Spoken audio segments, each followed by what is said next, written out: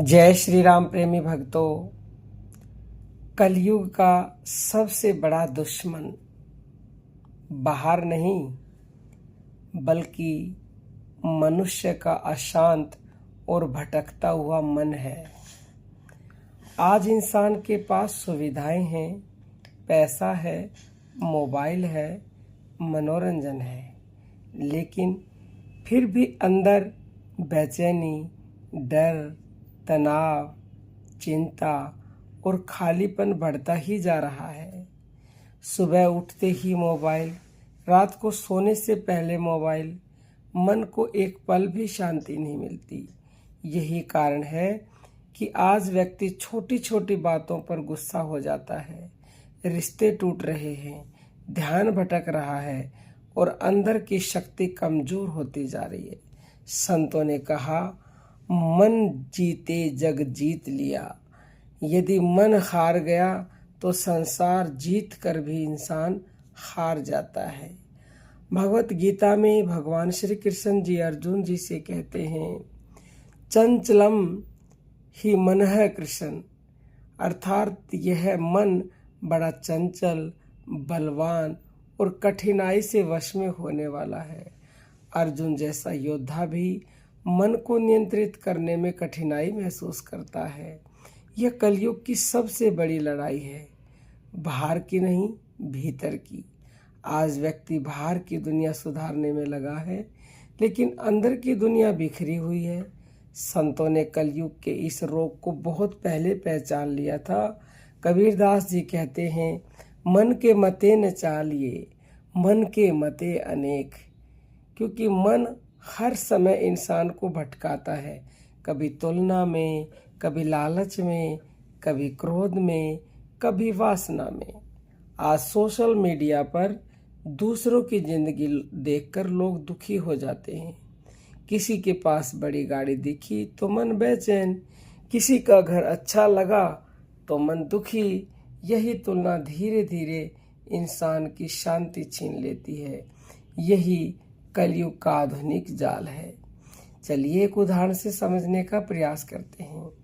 पहले लोग परिवार के साथ बैठकर बातें करते थे, भजन करते थे, एक दूसरे का हालचाल पूछते थे। आज एक ही घर में 4 लोग बैठे हैं, लेकिन सब की नज़र मोबाइल पर है। शरीर पास है लेकिन मन दूर हो चुके हैं। यही मन की भटकन है। इंसान बाहर से कनेक्टेड है लेकिन अंदर से डिस्कनेक्टेड हो चुका है। इसलिए डिप्रेशन, तनाव और अकेलापन बढ़ रहा है। लेकिन इससे बचने का तरीका भी संतों ने बहुत सरल बताया। पहला उपाय ध्यान और नाम स्मरण। जब मन सांसों पर टिकता है तो धीरे धीरे भीतर शांति आने लगती है। जैसे गंदा पानी कुछ देर शांत रहने पर साफ दिखाई देने लगता है, वैसे ही मन भी ध्यान से शांत होता है। दूसरा उपाय सत्संग, क्योंकि जैसी संगति वैसी रंगति। यदि व्यक्ति हर समय नकारात्मक चीजें देखेगा तो मन भी वैसा ही बनेगा। लेकिन संत वाणी सुनने से भीतर शक्ति जागती है। रामचरितमानस में भी कहा गया है कि कलयुग में केवल और केवल नाम का ही आधार है, नाम का ही सहारा है।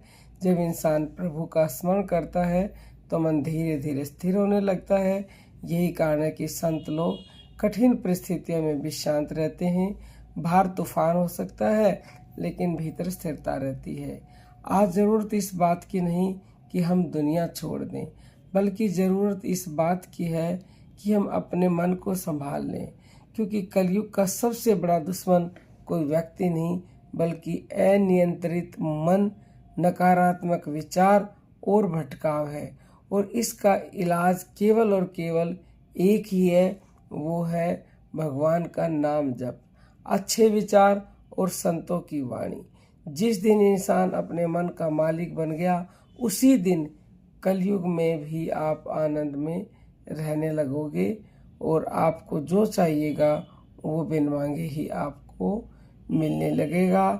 तो अंत में यही कहना चाहेंगे, यदि मन शांत है तो कलयुग में भी आप आनंदित रहोगे, प्रसन्नचित्त रहोगे।